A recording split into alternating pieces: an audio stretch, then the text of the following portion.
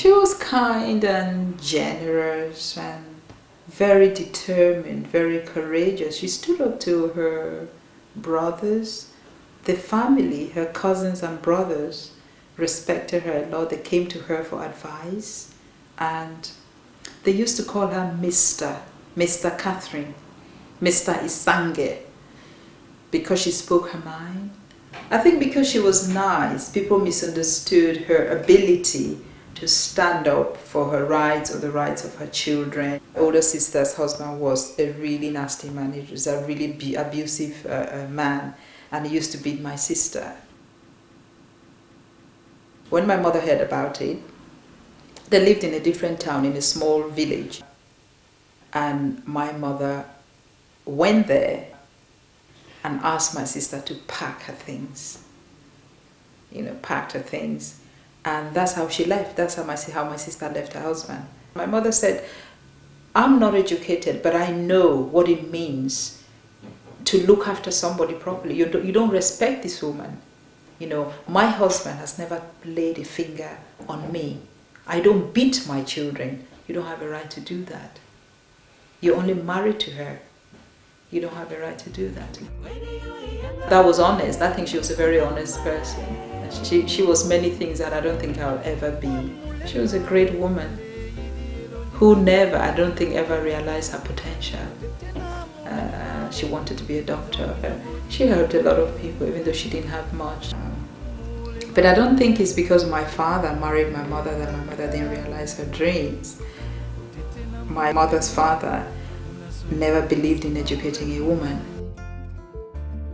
She planted a lot of things, a lot of maize and beans and all those things. She knew I never liked farm work. And then she kept saying, that's why you should study, Because if you don't like to go to the farm, I said, no, I don't like worms and caterpillars. Whenever we went there, the first thing I'll do is I'll ask her to clear a patch, and I'll stand there and I'll put a cloth and I'll stand there in the middle, and then she'll say, okay, you go home and cook before we can. So I'll run. She'll go to the backyard, she'll pick like a snail, these little snails that go on the back of things, or she'll pick like a worm and tie it in a little leaf, and then she'll put her hands behind her back and say, I've got something for you. I say, oh, what? It's something nice that I picked. She said, open your hands. I'll open, she'll put it there. Oh, and I'll scream and I'll jump. Sometimes when we went to carry water, because we had this outside tap, we were standing on the tap carrying water, she would just say, look at all those women, they're wearing nice clothes and they have nice offices. Did you know the woman there, He said, you could one day be like them, if you go to school. I cannot work in that office because I'm not educated.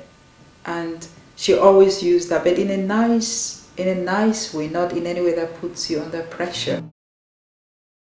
My mother was happy with my father. They were really happy with each other because it's 21 years on, my father never married.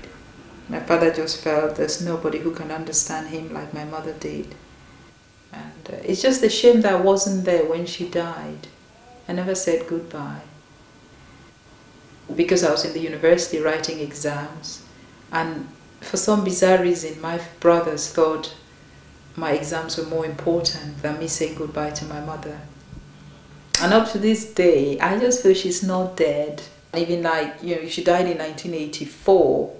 I left Cameroon in 86, and the 2 years they were real torture, because when I went to the market, I'll just be looking for her.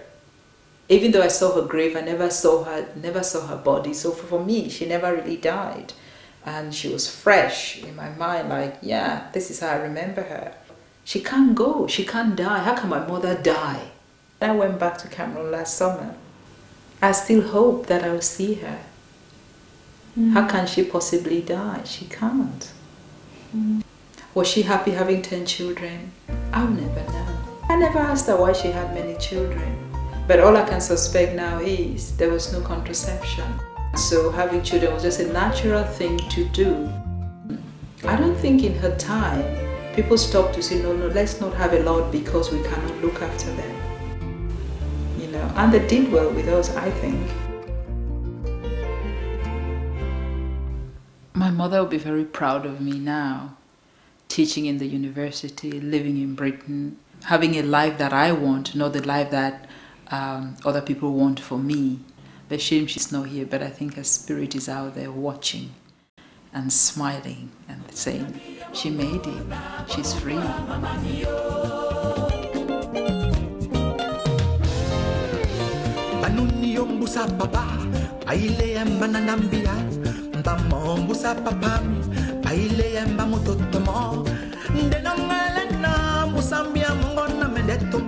Sinambana menenetiba munanywe undi muyaiba ina babongoe onyolambi ya mongo na babongo ananango bia mongo mutiminde yo mambo tai bimeri bia mongo mucha manende o masuma wasenyesa bia mongo mwalima mwatanya musipeni mulema musipitonye yendolo ina babongoe onyolambi ya mongo nani banuni yombusa papa aile yamba nanambia mbamo mbusa papa aile yamba mutotomo ndenongalena musambia mongo na mendetomane sinambana menendetiba munanywe undi muyaiba ina babongoe onyolambi ya mongo na babongo